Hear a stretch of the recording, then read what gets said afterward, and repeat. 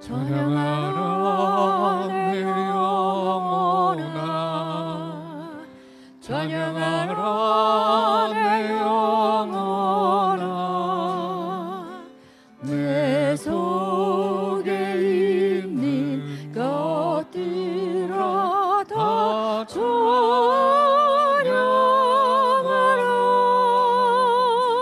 감사하라 내 영혼아, 감사하라 내 영혼아. 내 속에 있는 것들아 다 감사하라.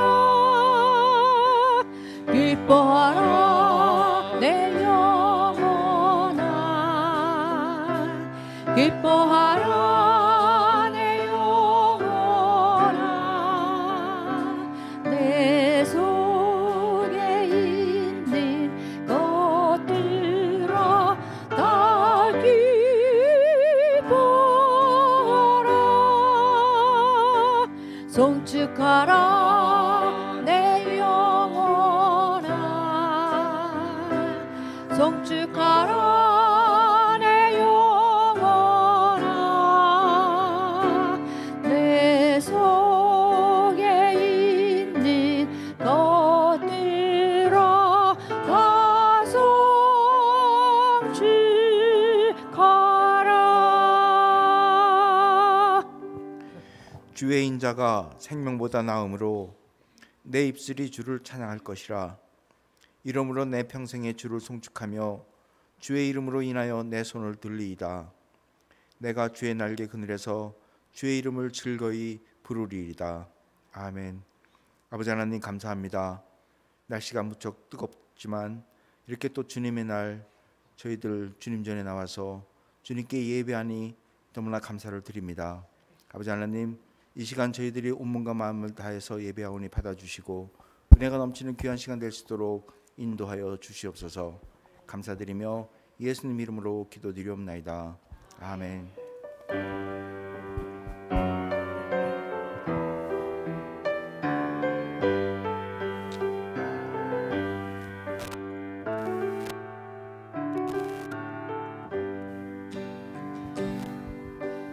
아버지 사랑 내가 노래해, 아버지 은혜 내가 노래해. 그 사랑 변함없으신 거짓 없으신 성실하신 그 사랑. 상한 갈대 꺾지 않으시니 꺼져가는 등불 끄지 않는 그 사랑 변함없으신 거짓 없으신 성실하신 그 사랑. 사랑 그 사랑 날 위해 죽으신, 날 위해 다시 사신 예수 그리스도. 다시 오실 그 사랑. 죽음도 생명도 천사도 하늘의 어떤 권세도 끊을 수 없는 영원한 그 사랑 예수. 아버지 사랑 내가 노래해, 아버지 은혜 내가 노래해. 그 사랑 변함없으신 거짓 없으신 성실하신 그 사랑. 상한 갈 때 걷지 않으시고, 상한 때 걷지 않으시니 꺼져가는 등불 끄지 않는 그 사랑 변함없으신 주신 성실하신 그 사랑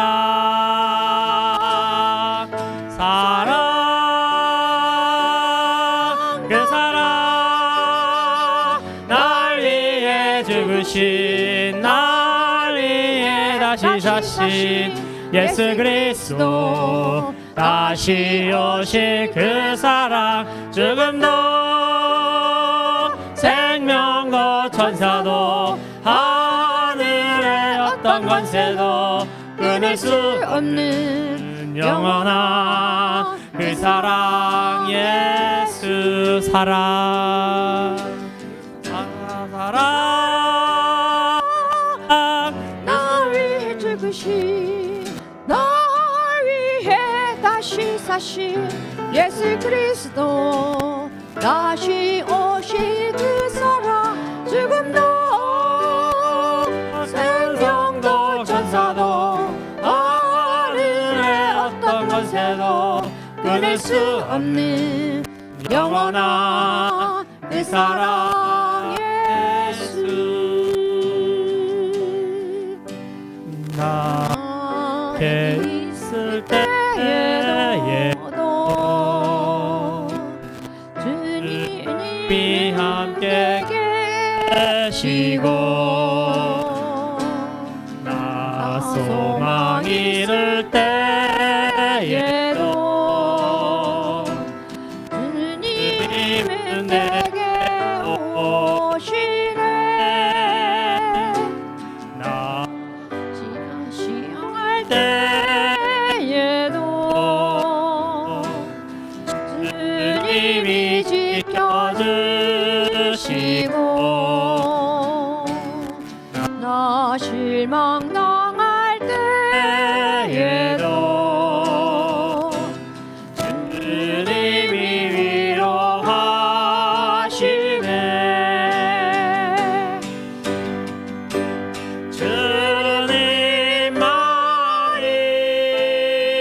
주님만이 내 힘이시며 오 주님만이 날 도우시네 오 나의 주님 내 아버지여 오 나의 주님 내 사랑이여 나 약해 있을 때에도 나 약해 있을 때에도 주님은 함께 계시고 나 소망 있을 때에도 주님이 내게 오시네 나 시험 당할 때에도 주님이 지켜주시고 나 실망당할 때에도 주님이 위로하시네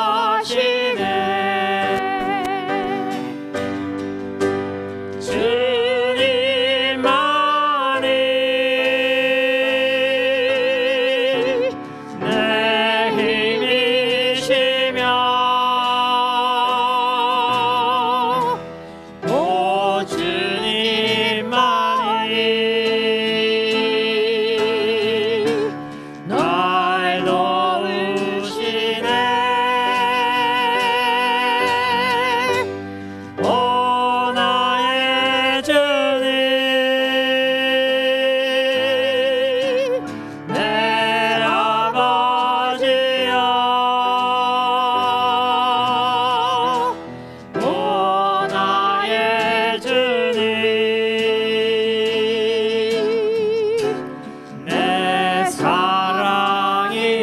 주님만이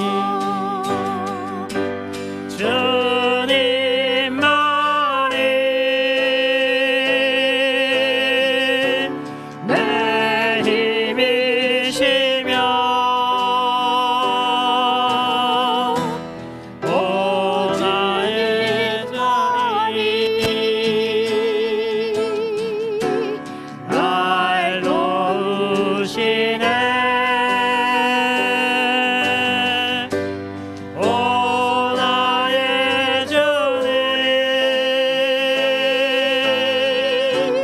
내 아버지여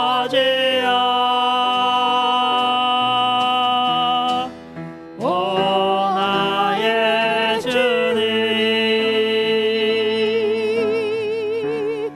내 사랑이여. 그렇습니다. 오직 주님만이 나의 사랑이시고 오직 주님만이 나의 생명이십니다. 그리고 주님만을 위해서 이 시간에 기도하기 원합니다. 이 시간 기도하실 때 주님 정말 감사합니다. 한 주간 지켜주시고 보호해 주신 것에 대한 우리 감사하는 시간을 가지시고 또 우리 귀한 예배를 위해서 여러분들과 어떤 모든 문제를 놓고 이 시간 함께 기도하겠습니다. 사랑하나 풍성하시고 능력이 계신 아버지 하나님 진실로 감사와 영광 올려드립니다. 오늘도 이렇게 저희들 사랑해 주시고 인도해 주신 주님 감사합니다. 저희들 한 주간 지켜주심을 감사드리며 이 하나님 또 이렇게 많고 많은 사람들 중에 저희들 택하여 주셔서 귀한 자리에 정말 주님을 예배할 수 있도록 인도해 주신 주님 감사와 영광 올려드립니다. 이 시간 모든 영광 주님께 드립니다. 우리 성도님들 또 하나님 안일들을 가지고 나왔사오니 모든 짐 하나님 십자가에 다 이렇게 인도해 주시고 온전히 주님만을 예배하는 귀한 시간 될 수 있도록 인도하여 주시옵소서.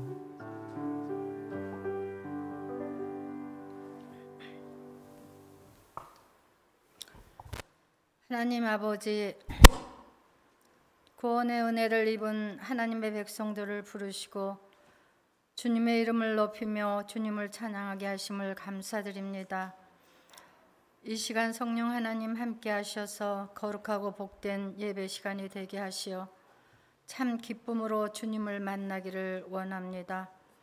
삶과 죽음을 주관하시는 하나님, 지금까지 지내온 모든 것이 주님의 은혜임을 고백하며 우리의 인생길에 때로는 폭풍우를 만나고 비바람을 만날 때도 있지만 풍랑을 잠잠케 하시고 비바람을 피할 수 있는 길을 열어주시는 주님, 어느 것 하나 주님의 손길이 닿지 않는 곳이 없는 주님의 백성으로 살아갈 수 있도록 인도하여 주심을 감사하고 감사드립니다.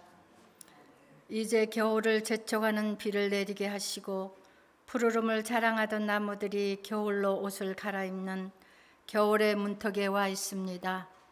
지나간 1년을 돌아보니 때로는 연약해진 모습으로 지체들의 아픔을 돌아보지 못하고 주님의 그 사랑을 실천하지 못하고 울리는 꽹과리의 자리에서 머물러 있었음을 고백하며 회개합니다. 소외된 자들을 돌아보시며 어린아이들을 사랑하셨던 주님의 그 모습과 마음을 닮아가는 주님의 선한 도구로 쓰임받는 필그림 공동체가 되기를 원합니다. 하나님 아버지, 육신의 질병으로 힘들어하는 지체들이 있습니다. 오늘도 그들을 찾아주셔서 치료의 은총을 내려주시기를 원하고 바랍니다. 코로나 바이러스로 인하여 세계적으로 많은 어려움이 있습니다. 특별히 선교지마다 복음을 제대로 전하지 못하고 있는 곳이 많이 있지만 한 사람이라도 구원의 길로 인도하시기를 원하시는 주님의 마음을 담아 생명의 물결이 넘치게 하시고 그 물결이 세계를 향해 흘러가게 하소서. 우리가 살고 있는 미국이 하나님의 법으로 새롭게 세워져 나가는 나라가 되기를 원합니다. 우리의 조국과 북한을 주님 손에 맡깁니다. 이제 대한민국의 대선을 앞두고 있습니다. 정직하고 하나님의 법을 지키고 백성들을 사랑하는 지도자가 대한민국의 대통령이 되기를 간절히 기도드립니다. 하나님, 말씀을 대언하시는 이기영 목사님, 성령 하나님 붙들어 주셔서 말씀을 받는 저희들에게 생명의 양식으로 채워지게 하시어 우리의 삶 가운데 시험에 들지 않게 하시고 주님이 주시는 능력으로 승리하는 모든 삶이 되기를 간절히 원합니다. 늘 아름다운 찬양으로 주님께 올려드리는 성가대원들 한 사람 한 사람 건강으로 붙들어 주셔서 기쁨으로 헌신하는 모두가 되기를 바랍니다. 오늘도 예배를 위하여 수고한 모든 손길을 기억하여 주시어 하늘의 상급으로 채워주시기를 간절히 바라며 우리를 죄에서 구원하신 예수 그리스도 이름 받들어 기도합니다. 아멘.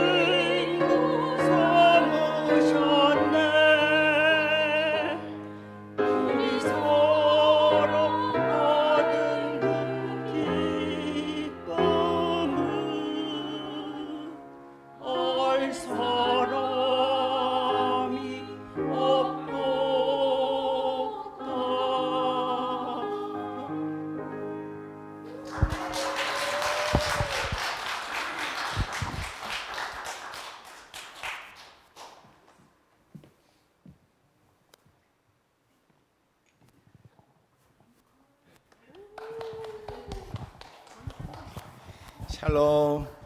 예, 반갑습니다. 우리 격려의 박수 다시 한번 드릴까요? 예, 감사합니다.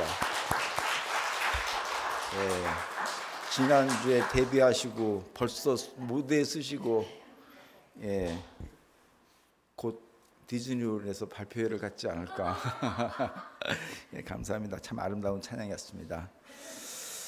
예, 광고 말씀드리겠습니다. 오늘 주님께 초청되어 대면 및 온라인 예배에 참여하시는 분께 주님의 이름으로 환영합니다. 네, 정말 잘 오셨습니다. 잘 참여하시고요.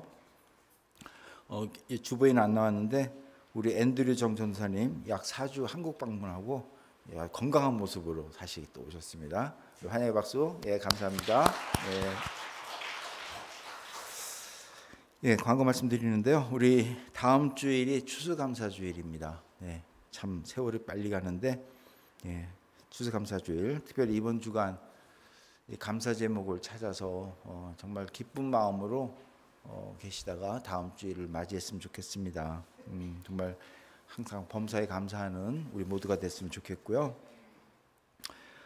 그리고 세 번째는 지난주 우리 스마트폰 강의 아마 참여하신 분들은 참 상당히 그 관심을 가지고 많이 이렇게 도움이 됐는데 저희들이 책을 구입했잖아요. 예, 책을 구입했는데 약 책값이 한 500불 지불을 했는데 그 500불짜리 태블릿을 그대로 사오셨어요. 예, 아주 그 고급 태블릿인데 저희들이 선교사 저희 교회 이름으로 주시면 좋겠다고 그래서 가져오셨습니다. 그래서 저희들이 선별해서 선교사는 한 분 이제 선정해서 드리도록 할 거고요. 그리고 그 책을 저희 교회에서 구입을 했기 때문에 좀 몇 권 남았어요. 여러분들이 필요하시면 그 스마트폰 사용법하고 카톡 이용하는 것 2권 20불이니까 여러분 필요하시면 우리 박재영 목사님께 신청하면 되겠고요. 또 지난주에 책 가져가시고 돈을 주실 분, 안 드린 분 우리 박재영 목사님께 드리면 되겠습니다. 예, 그리고 오늘 식사 당번 박명수 사모님께서 해주시고요. 우리 설거지 당번 주보 참고해 주시면 고맙겠습니다. 예, 우리 봉헌기도 드리도록 하겠습니다. 아버지 하나님 감사합니다. 날씨가 무척 덥습니다. 하지만 저희들에게 변함없이 사랑을 베풀어 주시고 저희들이 그 사랑에 보답하여서 정말 삶의 일부를 선별해 주님께 드렸습니다. 주님 받아주시고 이것이 온전히 주님 뜻 가운데 쓰임 받을 수 있도록 인도하여 주시옵소서. 아울러 저희들이 드리지 못한 손길이 있다면 주님께서 함께 하셔서 그의 마음을 주님께서 정말 사랑으로 베풀어 주셔서 그 삶을 통해서 주님께 드리는 차고 넘치는 삶이 되도록 인도하여 주시옵소서. 또 저희들이 마음으로 물질로 드리는 것으로 끝나는 것이 아니라 저희 삶 전체가 주님께 드리는 우리 모두가 되도록 인도하여 주시옵소서. 이 자리에 참석하지 못한 주의 백성 주님께서 함께 하셔서 어떤 곳에 있든지 무엇을 하든지 동일한 복을 허락하시고 그곳에서 주님께 예배하는 저들 되도록 도와주시옵소서. 감사드리며 예수님 이름으로 기도드리옵나이다. 아멘.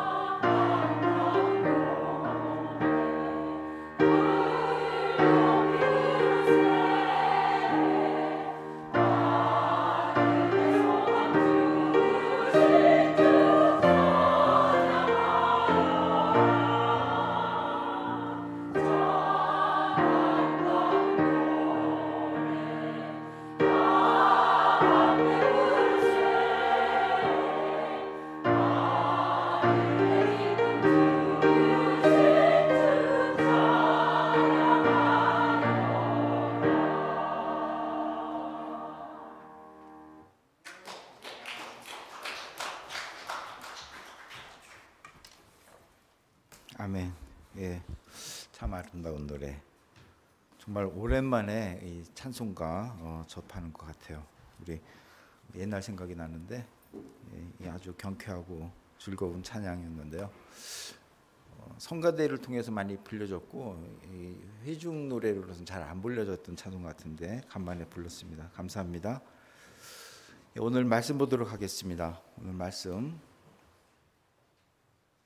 오늘 말씀 열왕기하 4장 26절 한 절입니다. 열왕기하 4장 26절 한 절인데요.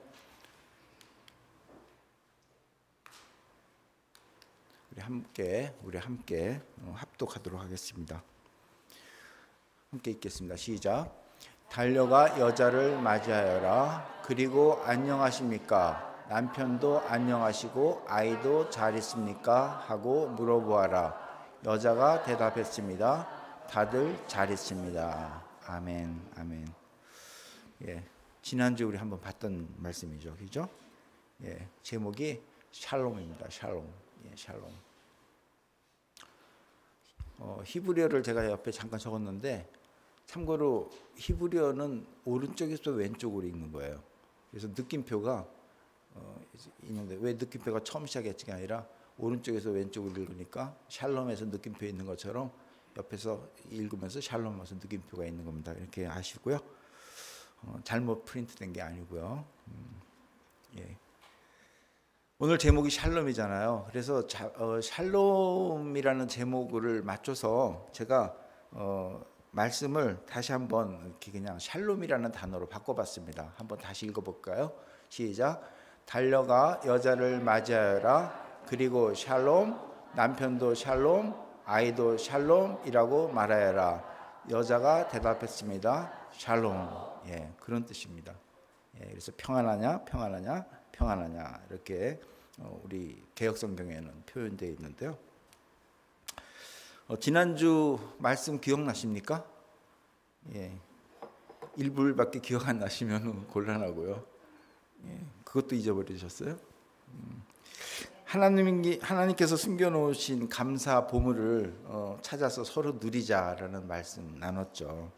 예, 그리고 우리가 예로 찬송가 470장 내 평생 가는 길 그 작사하신 스페포드 그 부자 사람이 어려움을 당하면서 그 샬롬 그가 그 후렴에 나오는 내 마음 평안해 It is well with my soul이라는 그 찬양 그것을 고백하게 된 동기가 바로 오늘 말씀 열왕기하 4장에 나오는 이 수넴 여자 이야기를 통해서 오늘 말씀 26절에 나오는 너는 평안하냐라는 말씀을 듣고 그리고 주님께서 주시는 자신의 마음의 그 평안함으로 글을 써내려간 것이 바로 찬송가 470장 내용이었다라는 말씀 나눴습니다.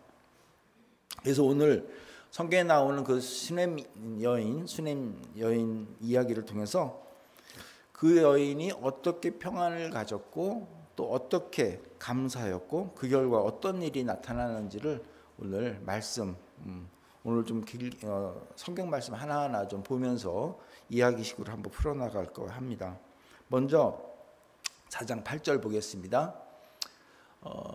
어느 날 엘리사가 수넴으로 갔습니다. 수넴이라는 지역으로 갔죠. 그곳에서는 한 귀부인이 살고 있었습니다. 그 여자는 엘리사에게 자기 집에서 머물며 음식을 먹으라고 간절히 부탁했습니다. 그래서 엘리사는 그곳을 지날 때마다 그 집에 들러 음식을 먹고 갔습니다. 라고 쓰여 있습니다.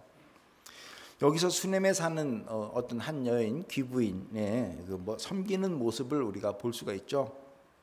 왜냐하면 그냥 지나가는 어떤 행인에게 그냥 음식을 주는 게 아니라 그 엘리사가 지나갈 때 자기 집에서 머물고 음식을 먹으라고 간절히 부탁하는 모습을 봅니다. 그러니까 그 엘리사가 누군지를 안 거죠. 그리고 엘리사는 그곳을 지날 때마다 그 집에 들러 음식을 먹고 갔다는 얘기가 쓰여 있습니다. 이게 우리 생활하다 보면 어떤 사람이 이렇게 도움을 줘요. 도움을 주는데 그 도움을 받아서 편한 사람이 있고 불편한 사람이 있습니다. 여러분들도 이렇게 도움을 받아보고 또 도움을 줘본 사람은 알아요. 이렇게 도와도 기분이 좋은 사람이 있고 또 도움을 받아도 편한 사람이 있습니다. 그리고 우리가 도와줘도 계속 돕고 싶은 사람이 있어요. 그죠? 이게 지금 수넴 여인과 엘리사와의 관계를 설명하는 거죠. 그래서 수넴 여인은 이 엘리사에게 도움을 주고 있는데 그 엘리사는 지날 때마다 그 집에 들러서 음식을 먹고 도움을 받는 겁니다. 부담이 됐다면 아마 그냥 한편으로 끝날지도 모르지만 계속 한다는 것은 참 편하게 수넴 여인이 돕고 있다라는 것을 우리가 볼 수 있죠. 뭐 여러분 잘 알다시피 엘리사는 그냥 도움을 상습적으로 받는 사람은 아니잖아요. 그래서 그 편하게 했는데 역시 수넴 여인이 이렇게 적극적으로 돕는데 그냥 돕는 게 아니라 계속 잘 돕고 있는데 우리 9절을 볼까요? 여자가 자기 남편에게 말했습니다. 내가 보기에 우리 집 앞으로 자주 지나다니는 엘리사는 하나님께서 거룩하다고 여기는 사람입니다. 이 수넴 여인이 엘리사가 누군지를 안 거죠. 그래서 제안을 합니다. 제안을 하기를 지붕 위에 작은 방 하나를 만들고 그 방에 엘리사를 위해 침대와 책상과 의자와 등잔대를 들여놓읍시다. 그래서 엘리사가 우리 집에 들를 때마다 그 방에서 묵어갈 수 있게 합시다라고 요청을 합니다. 한마디로 수넴 여인은 도와도 그냥 형식적으로 돕는 것이 아니라 구체적으로 그냥 잠자리만 제공하는 것이 아니라 상대방이 무엇이 필요한지를 하나하나 조목조목 생각을 해본 거죠. 그가 책을 보든지 글을 쓰든지 그 일을 돕기 위해서 책상과 의자 그리고 등잔까지 준비하는 아주 세심함을 보여주는 여인이라는 것을 보게 됩니다. 우리가 때로는 남을 돕습니다. 하지만 그저 돕는 것도 있지만 상대방의 입장을 생각하면서 정말 여러 가지 생각을 하면서 세심하게 도와주는 그런 분들이 또 있어요. 우리가 실질적으로 그런 마음이 필요하죠. 그렇게 하고 생색내지 않고 상대방의 마음을 편하게 해주는 그런 도움을 받으면 마음이 편하죠. 그 도움을 받는 사람 또한 뭔가 도움을 해주고 싶은, 도와주고 싶은, 도움을 받으면 거기에 대한 보답을 해주고 싶은 것이 일반적인 사람입니다. 그래서 엘리사는 이에 대한 보답으로 여인에게 뭘 도와주고 싶은 것이 있는지 물어봅니다. 그런데 그 수넴 여인은 그 질문에 대해서 내가 이제 기다렸다. 내가 이 사람이 뭔가 큰 사람이니까 이 도와줌을 통해서 뭔가 내가 더 큰 걸 내가 좀 받아야지. 뭐 흥부가 이렇게 제비 고쳐줘서 뭘 받았다니까 놀부가 또 그냥 억지로 해가지고 받으려는 그런 심보가 아니죠, 그죠? 그러니까 이런 모습에서 이제 다음 엘리사가 게하시에게 말하죠. 여자에게 이렇게 말하여라. 보시오, 당신이 우리를 위해 이렇게 세밀하게 준비했군요. 그죠? 세밀하게 준비했군요. 그러니까 마음의 감동을 받아서 내가 당신을 위해서 무엇을 해주면 좋겠소. 이제 엘리사의 위치를 얘기합니다. 왕이나 군대 사령관에게 부탁할 것이 있으면 말해보시오. 엘리사가 누군지를 여자가 분명히 알았고 엘리사도 자기의 위치를 얘기합니다. 근데 여자가 대답하죠. 아닙니다. 나는 내 백성과 함께 살고 있으니 별 어려움이 없습니다. 라고 얘기합니다. 뭐 수넴 지역에서 귀부인이니까 부족한 게 없었겠죠. 근데 정말로 이 여자가 정말 부족한 게 없었을까요? 말씀을 계속 보도록 하죠. 14절입니다. 엘리사가 말했습니다. 그렇다면 저 여자를 위해 무엇을 해주면 좋을까? 근데 게하시가 대답합니다. 저 여자는 아들이 없고 남편은 늙었습니다. 여러분, 아이가 없다는 것, 이거는요 당시에 정말 하나님으로부터 저주받은 어떤 그런 모습으로 쳐다보는 사람들이 많았습니다. 그런 취급을 당하는 어떤 여인입니다, 사실은. 그런데 그 여인이 하나님 사람이라고 하는 하나님이나 사람이 왕이나 군대 사령관에게 부탁해도 좋다고 하는 그런 사람에게 부족한 것이 없다라고 얘기한다는 것은요, 사실 정확하게 얘기하면 이 수넴 여인은 어떤 정말 대가성을 바라는 그런 도움이 아니라 정말 마음에 우러나와서 이 엘리사를 돕는 사람이라는 것을 다시 한번 확인하는 거죠. 사실 이럴 때 여러분 그렇습니까 하고 그냥 지나친 게 아니라 자기가 뭔가 능력이 있으면 정말 이런 사람은 정말 도와주고 싶은 생각이 듭니다. 그렇잖아요. 뭔가 부족한데 그런 생각이 들죠. 혹시 필요한 게 있으면 우리 아멘 하시는 분한테 부탁하면 또 어쨌든 도와주고 싶은 마음이 간절하게 생기는 거예요. 그래서 엘리사가 말합니다. 내년 이맘때쯤에 당신은 아들을 품에 안고 있을 것이오. 이건 어마어마한 일입니다, 사실은. 근데 여자가 말하죠. 아닙니다. 하나님의 사람이시오. 이 사람이 사기꾼이라고 생각하지 않아요? 하나님의 사람이라고 분명히 얘기합니다. 당신의 여정을 속이지 마십시오. 참 이 말이요, 굉장히 중요한 말입니다. 사실 수넴 여인 왜 아이를 안 갖고 싶었겠습니다. 하지만 나이가 있어서 그것보다도 하나님의 사람이라면, 그리고 아브라함 이야기를 모르는 것도 아닐 텐데, 그죠? 근데 당신의 여정을 속이지 마십시오라고 하면 이게 믿음이 없는 게 아니라요, 정말 이 사람의 기준이 어디 있는가를 판단할 수 있는 내용입니다. 왜냐하면 이분의 믿음 이야기가 계속 전개되는 거 보면은 이분이 믿음 없는 사람은 아니에요. 가치 기준이 분명한 사람입니다. 이 말을 어떻게 해석하고 있냐면요, 나에게 헛된 소망으로 내가 살지 않게 하소서라는 뜻이라고 해석을 하고 있습니다. 즉 나의 삶의 기준은 이제 아들이 아니라 오직 하나님이라는 것을 제가 여태까지 살아왔는데, 괜히 당신이 그런 얘기로 인해서 내가 마음에 들떠가지고 세상 기준이 바뀌는 그런 유혹에 넘어가지 않도록 해 주십시오라는 어떤 그런 말씀이라는 겁니다. 신앙 고백이죠. 이것을 그 엘리사에게, 나는 이미 마음이 비웠습니다. 그러니까 나에게 어떤 속된 말로 유혹하지 마십시오라는 어떤 의미가 담긴 말씀이라는 겁니다. 그런데 수넴 여인은 엘리사의 말대로 애를 갖죠. 17절입니다. 그 여자는 엘리사가 말한 대로 임신하여 그 다음에 아들을 낳았습니다.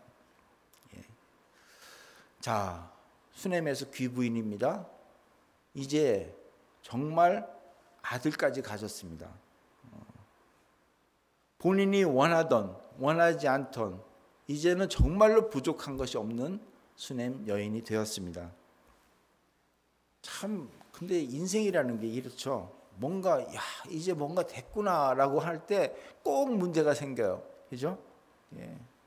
우리가 살아가면서 잘 나갈 때가 있는데 뭔가 됐다고 생각하는데 때로는 피할 수 없는 고통이 찾아온다는 겁니다. 그러면 왜 하필이면 수넴 여인 역시 하나님으로 받은 은혜가 이제 고통으로 바뀌는 경험을 하게 되는 것을 우리가 봅니다. 노년에 얻은 아들을 이 원인이 알 수 없는 병으로 인해서 아들이 죽게 되는 것이 그 다음 이야기입니다. 18절 볼까요? 아이가 자랐습니다. 어느 날 그 아이가 자기 아버지에게 갔습니다. 그의 아버지는 곡식을 거두는 사람들과 함께 있었습니다. 자, 아이가 자라서 아이 혼자 아버지에게 갈 수 있는 만큼 오랜 시간이 흘렀습니다. 근데 아이가 갑자기 자기 아버지 앞에서 외쳤습니다. 아이고 머리야, 아이고 내 머리야. 사람들은 이제 이게 무슨 병일까? 거기에 당시 열사병이 아니냐. 왜냐하면 너무나 뜨거운 지역이니까. 오늘 같은 날 왔다가 그냥 너무나 뜨거우면 저럴 수가 있다는 겁니다. 근데 그건 확인되지 않은 거예요. 하여튼 어쨌든 아버지가 종에게 말했습니다. 이 아이를 어머니에게 데려가거라. 아버지는 사실 크게 이렇게 뭐 위급하다고 생각을 안 했던 것 같아요. 그죠? 늙은 나이에 얻은 아들 아닙니까?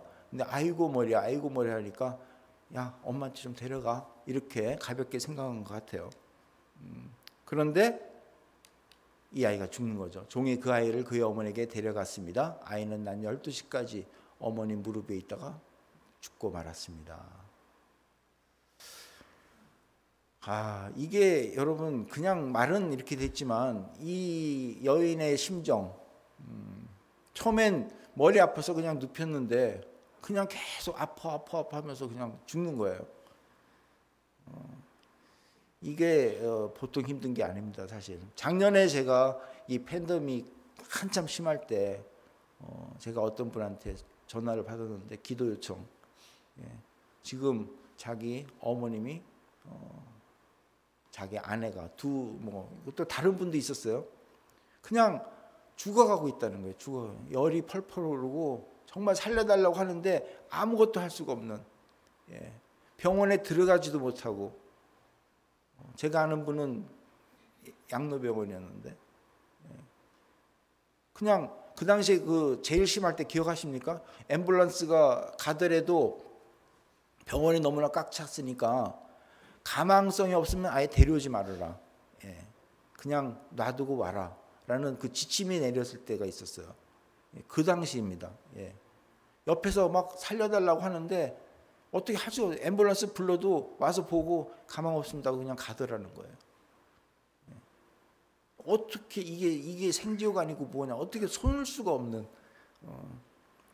아마 여인은 더 했을 거예요. 하나밖에 없는 아이.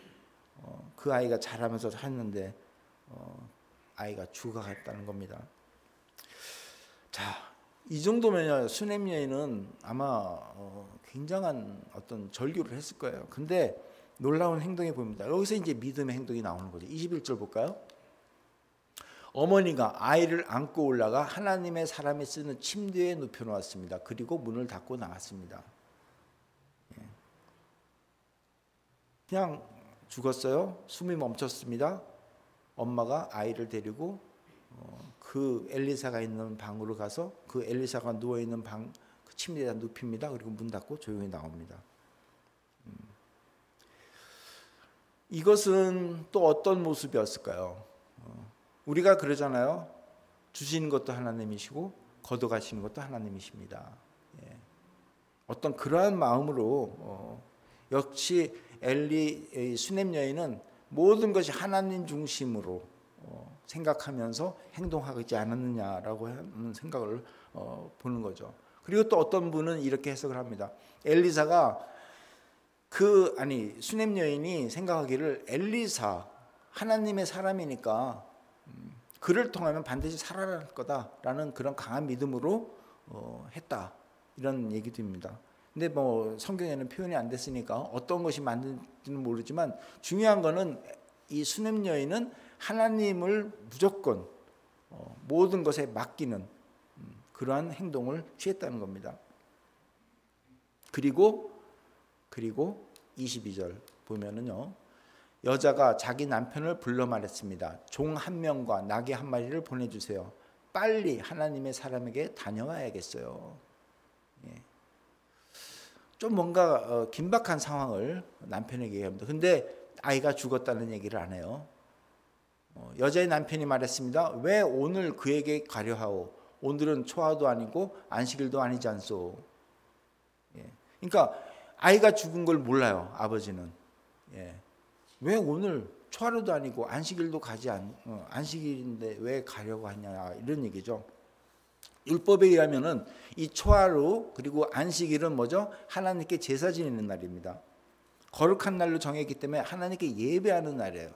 그렇다면 이해하는데 초하루도 아니고 안식일도 아닌데 왜 가려고 하냐. 제가 어렸을 때 기억이 나더라고요. 동생이 갑자기 열이 막 펄펄펄 나는 거예요. 저녁에 밤쯤에. 그런데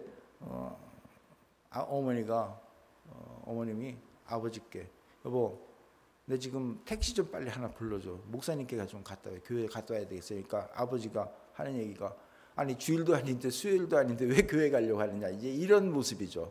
예. 근데 어머니 대답은 지금 병원 닫았고 급한 대로 목사님께 가서 좀 이렇게 뭐 부탁하려고 한다 이런 얘기를 하니까 이제 갔다 오셨는데 지금 수냄 여인은 아들의 상황을 얘기하는 게 아니에요. 그냥 뭡니까? 여자가 말했습니다. 걱정하지 말아요. 괜찮을 거예요. 이게 샬롬입니다. 샬롬. 예. 평안입니다. 한마디로 그냥 인사가 아니라 모든 것이 다 잘 될 겁니다. 뭐 이렇게 그 남편에게 안심시키는 말도 있지만 모든 일들이 다 평안한 것이니 걱정하지 말아라. 뭐 이상한 것도 아니다. 이런 식으로 얘기하는 거죠. 근데 이 모습은요. 엘리사를 만나기 전에 그 엘리사가 보낸 게하시를 통해서도 확인되는 이야기입니다. 샬롬, 오늘 읽은 이야기죠. 예. 그리하여 여자는 갈멜산에 있는 엘리사에게 갔습니다. 엘리사는 멀리서 오는 여자가 오는 모습을 보고 자기 종 게하시에게 말했습니다. 저기를 보아라, 수냄 여자가 오고 있구나 라고 하면서 오늘 이야기 달려가 여자를 맞이하여 그리고 안녕하십니까? 남편도 안녕하시고 아이도 잘 있습니까? 라고 물어보아라. 여자가 대답했습니다. 다들 잘 있습니다. 지금 엘리사는 이런 상황을 모르는 거죠. 그죠? 긴박한 상황을 모릅니다. 그냥 여자가 오니까 저 수냄 여자가 오고 있구나. 그러면 우리가 인사하는데 남편도 잘 있고 당신도 잘 있고 아이도 잘 있느냐? 샬롬 샬롬 샬롬 하고 물어보아라 했더니 여인이 샬롬. 예. 여러분 이게 이제 믿음이라는 거죠. 이게 정말 보통 믿음이 아닙니다. 마음이 평안하다는 겁니다. 이 지난주에 저희가 그 아내가만 살고 아이들이 다 죽었던 그 바다를 지나가는데 내 마음이 평안해 오다는 거. 이거는 보통 마음을 가진 사람이 아니고서는 그 평안이 찾아올 수가 없죠. 근데 실질적으로는 세상적으로 볼 때는 평안 아니죠. 심각하죠. 왜냐하면 27절에 볼까요?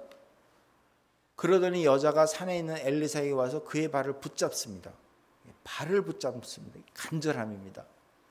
게하시가 가까이 와서 여자를 떼어내려 하자 이때서 엘리사가 뭔가 느낀 거죠. 심각한 걸 말했습니다. 그대로 도와라. 여자가 큰 슬픔에 빠져 있다. 여호와께서는 이 일을 나에게 숨기시고 아무 말씀도 해주지 않으셨다. 그러니까 하나님의 사람이지만 엘리사도 이게 지금 미리 몰랐던 거예요. 남편, 당신 아이 잘 있냐고 물어봤던. 그러니까 아무 말씀도 안 해줬는데 지금 상황을 보니까 심각한 거예요. 슬픔에 빠져 있다. 결국 그 행동에서 그 모습에서 이 여인의 심각성을 눈치챈 겁니다. 그 슬픔은 여인의 말에서 나오죠. 여자가 말했습니다. 선생님, 나는 아들을 달라고 말한 적이 없습니다. 오히려 거짓말을 하지 말라고 말씀드리지 않았습니까? 아까도 말씀한 제가 세상적 소망을 두고 살지 않도록 부탁하지 않았습니까? 그런데 당신이 아들을 주셔서 그나마 세상적으로 좀 기쁨이 있었지만 다시 한번 그 세상적인 삶으로 인해서 내가 고통을 당하고 있습니다. 차라리 아들이 없었으면 이 고통 안 당했을 텐데 오직 하나님만 바라보고 살았을 텐데 그나마 당신이 준 선물, 하나님이 준 선물 잠시라도 그렇잖아요. 우리가 자녀를 키우다 보면 잠시 하나님이냐 자녀냐라는 선택의 기로에 있을 때 누구를 선택합니까? 자녀를 선택하는 실수를 범하잖아요. 그런데 어쨌든 그러한 모습을 하도록 만든 건 당신 아닙니까? 그러니 내가 샬롬을 외쳤지 않습니까? 당신 나에게 다시 한번 샬롬을 허락해 주십시오라는 어떤 간절함이 있다는 겁니다. 몇몇 주석학자들이 이 말을 다음과 같이 해석합니다. 제가 따왔는데요. 당신이 하나님께 요청해 주신 아들입니다. 그런데 그가 죽었습니다. 주신 것도 하나님이시고 거둬가시는 것도 하나님이시라 제가 다시 당신의 침대에 아들을 눕혀놓았습니다. 그런데 이러기 위해서 제 아들을 주신 것입니까? 제가 원했습니까? 제가 오히려 거짓말시키지 말라고 말씀드렸는데 이것은 거짓말시킨 것보다 제게 더 힘듭니다. 차라리 거짓말시켰으면 한 번 속은 것도 끝나지만 지금은 수년 동안 함께한 아들을 잃은 슬픔이 더 큽니다. 그래서 당신을 찾아왔습니다. 이제 저의 마음속에 샬롬의 마음을 다시 주시기 바랍니다. 참 적절한 해석이라고 봅니다. 따라서 이 말 속에는 아들의 잃은 슬픔을 전하면서 하나님의 사람에게 은혜를 바라는 간절한 요청이 함께 들어있다라고 해석되고 있습니다. 어쨌든 엘리사는 이 수넴 여인의 믿음과 그녀의 심각성을 알고 그의 종을 시켜서 다음과 같이 말합니다. 29절입니다. 엘리사가 게하시에게 말했습니다. 길을 떠날 채비를 하여라. 내 지팡이를 손에 들고 서둘러 떠나라. 가다가 누구를 만나더라도 인사하지 마라. 누가 인사를 하더라도 대꾸하지 마라. 내 지팡이를 그 아이를 얼굴 위에 놓아라. 심각한 거죠. 시간 지체하지 말라는 거죠.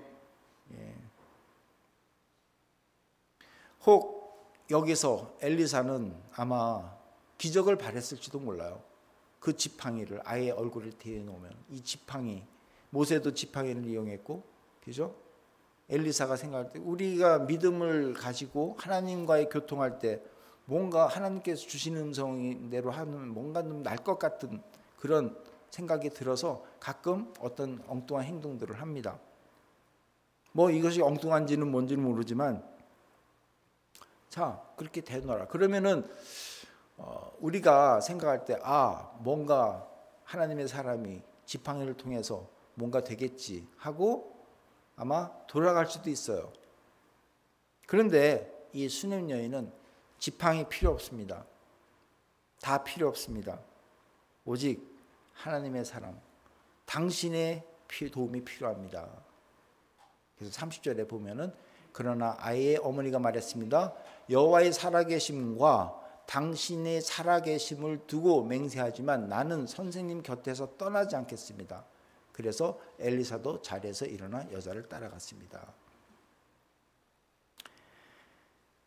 간절한 것은 하나님의 손길이라는 겁니다. 어떤 것도 필요 없다는 겁니다. 끝까지 하나님의 사람에 매달리듯이 우리도 하나님에게 끝까지 매달리는 자세가 필요해요. 근데 여기서 우리가 오해하지 말아야 될 게 있습니다.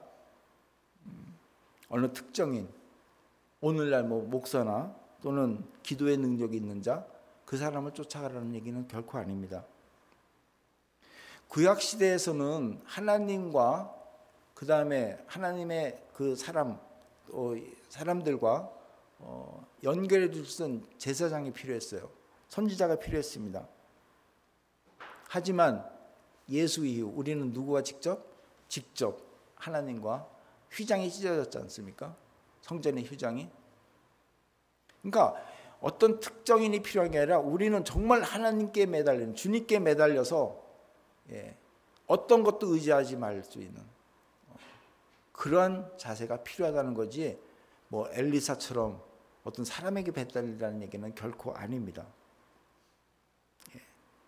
어쨌든 게하시는 어떻게 하면 시키는 대로 합니다. 게하시가 먼저 가서 지팡이를 아이의 얼굴 위에 올려놓았습니다. 그러나 아이는 소리도 내지 않고 움직이지도 않았습니다. 아무 소용이 없다는 거예요. 게하시가 돌아와서 엘리사를 맞이하여 말했습니다. 아이가 깨어나지 않습니다. 뭐 여기에도 여러 가지 주석이 있어요.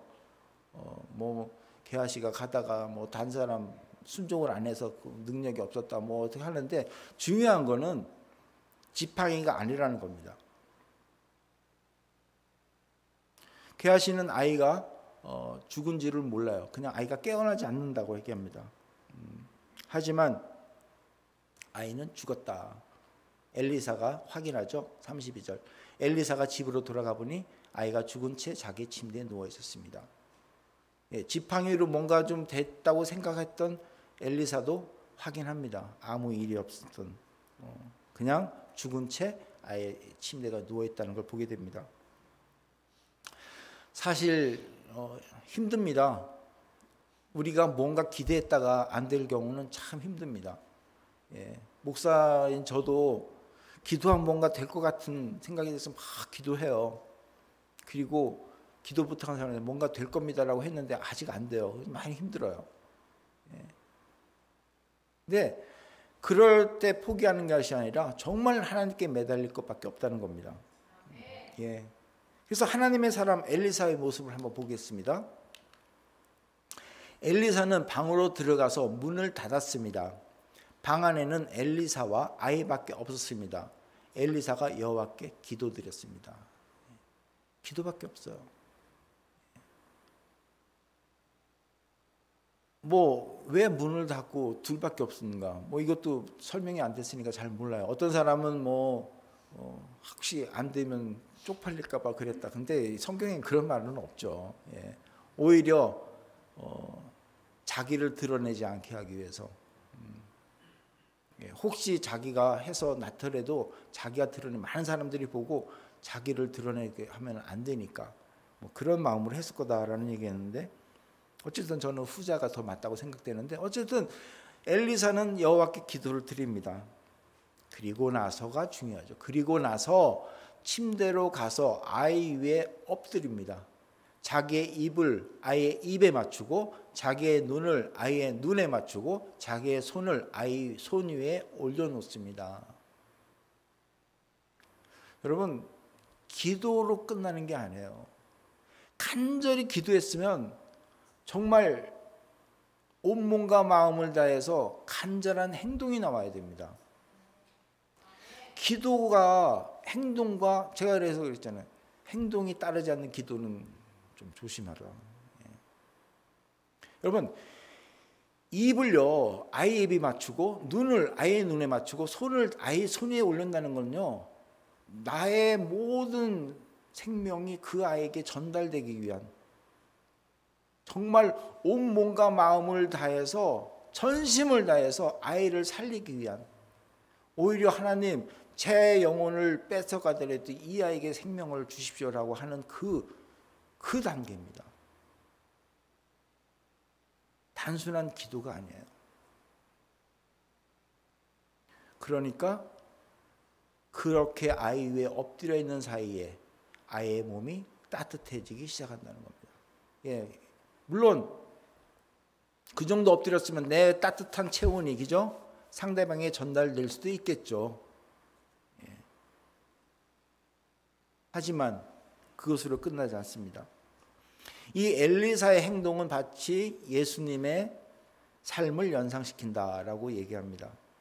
먼저 하나님께 기도했죠. 그리고 죽은 자에게 엎드리는데 입, 눈, 코, 손, 자신의 생명을 상대방에게 전하는, 온몸과 마음을 다해서 내 생명 바쳐 모든 인류를 구원해 주는, 자기의 생명을 바꿔서라도 아이의 생명을 살리려고 하는, 온몸과 마음을 다한 정성을 쏟는 그 모습. 그때 아이에게 반응이 나타나죠. 온몸이 따뜻해집니다. 하지만 아직 완전히 산 건 아니에요. 눈이 뜰 때까지 계속하죠. 그래서 35절에 보면은 엘리사는 침대에 내려와 방 안에서 왔다 갔다 한 다음 다시 침대에 올라가서 아이 위에 엎드렸습니다. 그러자 아이가 재채기를 7번 하더니 눈을 떴습니다.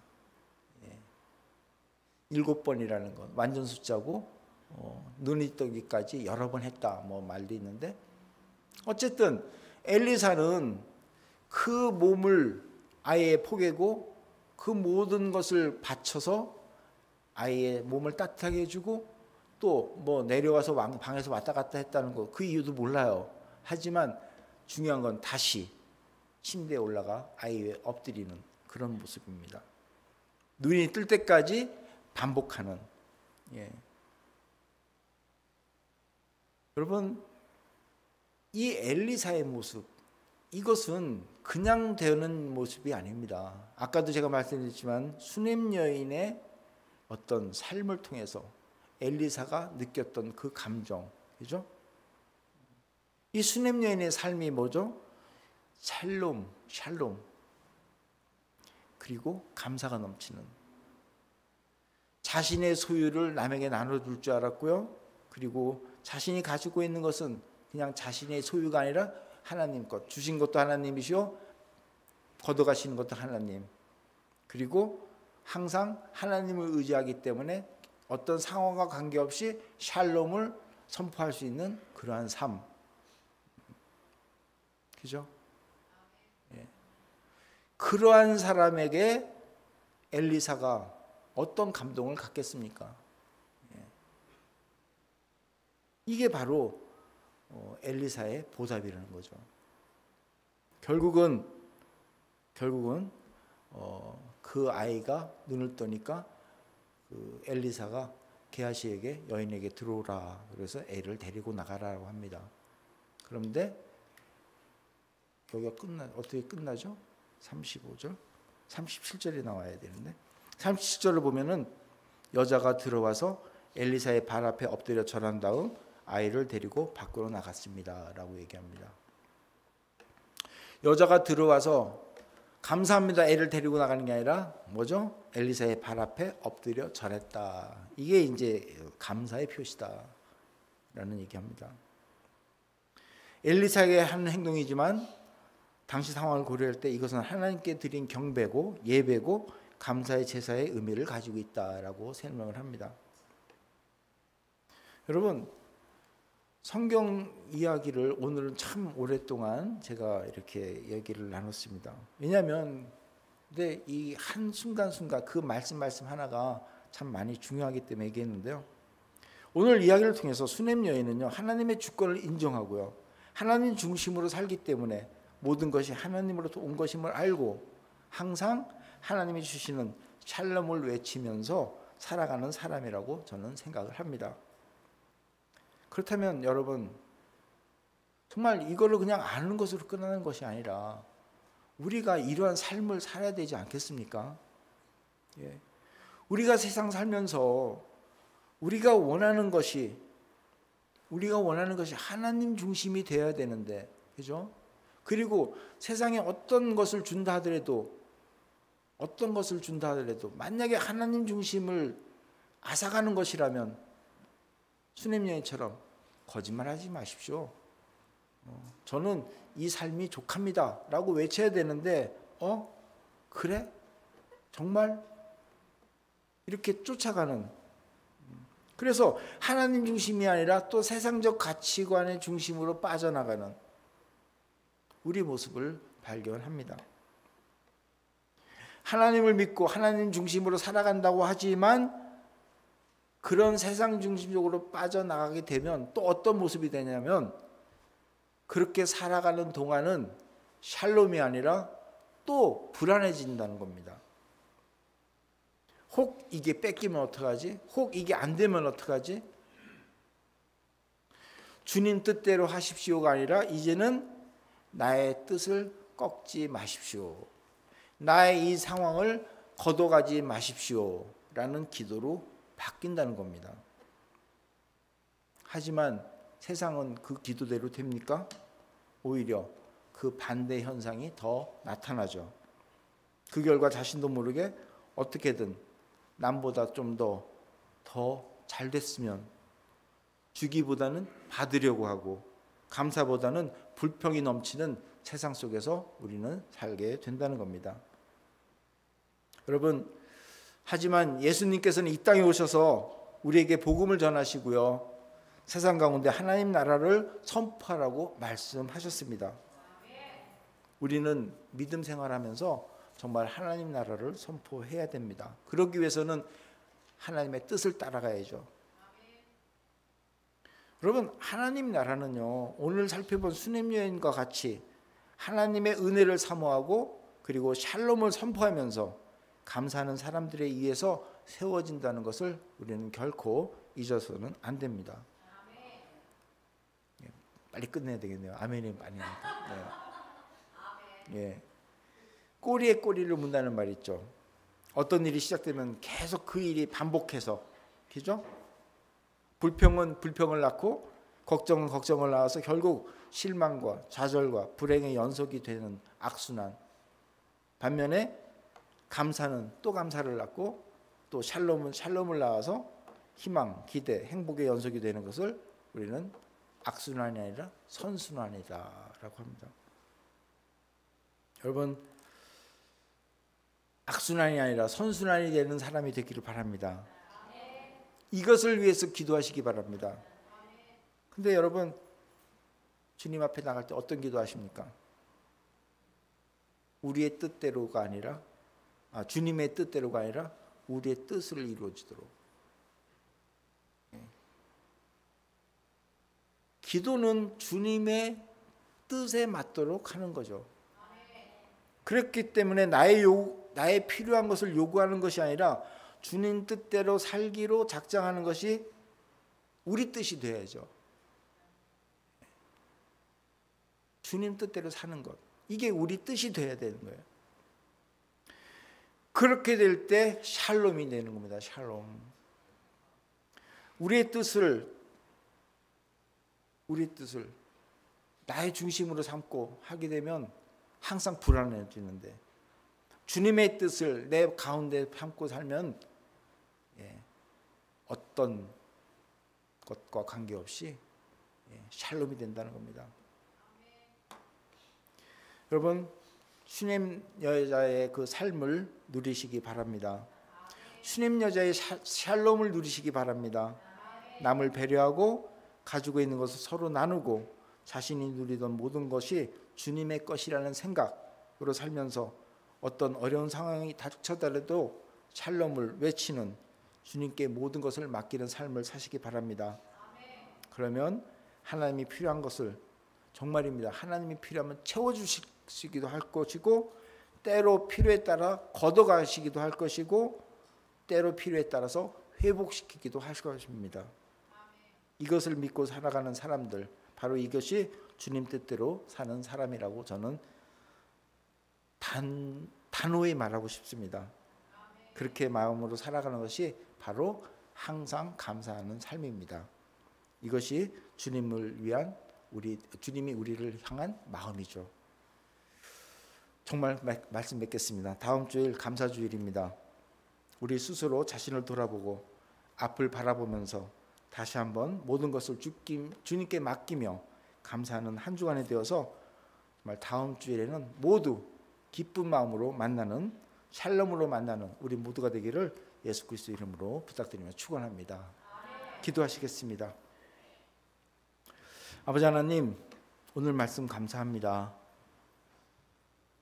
정말 슈넴 여인의 말씀을 통해서 무엇이 샬롬이고 무엇이 정말 우리 마음에 평안함을 주는지 다시 한번 살펴봤습니다. 아버지 하나님, 우리가 이 세상 살면서 정말 주님 뜻대로 살아가는 우리 모두가 되게 하시고, 세상의 어떤 유혹도 물리치며 오직 주님만을 바라보는 우리 모두가 되도록 인도하여 주시옵소서. 감사드리며 예수님 이름으로 기도드리옵나이다. 아멘. 오늘 말씀 생각하면서 431장 다 같이 함께 부르도록 하겠습니다.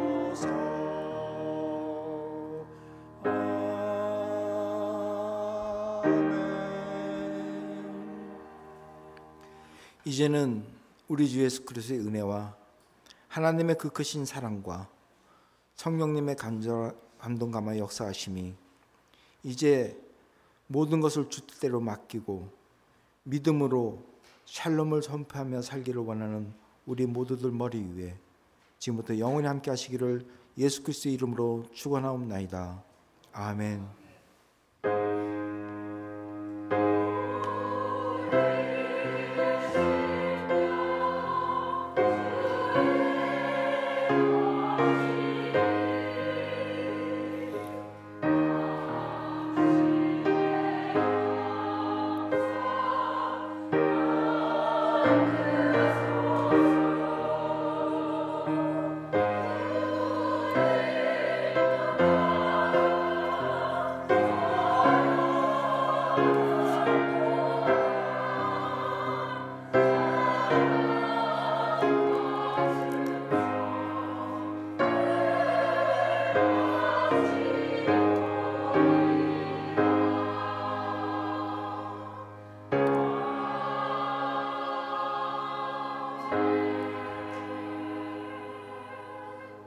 아멘.